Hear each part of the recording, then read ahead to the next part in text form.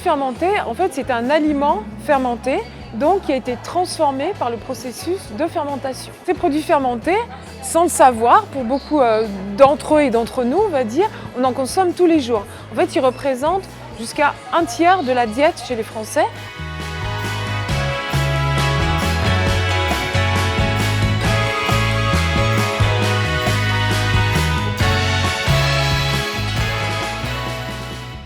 Ce qu'il faut savoir, c'est que ces aliments fermentés, pour un certain nombre d'entre eux, vont enfermer un grand nombre de micro-organismes vivants. Donc ça, c'est un point important pour les propriétés de ces aliments fermentés.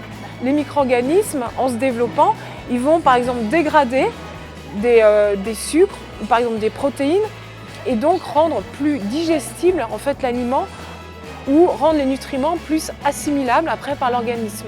La fermentation peut permettre aussi de dégrader ou de réduire la quantité de composés qui peut être nocif pour la santé ou indésirable si consommé en grande quantité.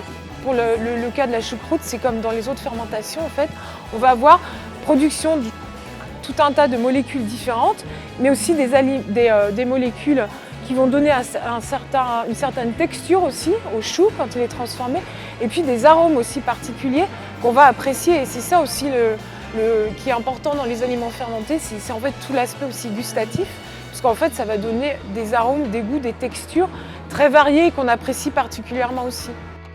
Donc en fait la fermentation, elle va transformer les sucres qui sont présents dans les aliments en différentes molécules. Si on reprend le cas de la choucroute par exemple, eh bien le chou fermenté, donc la choucroute, contient plus de vitamine C.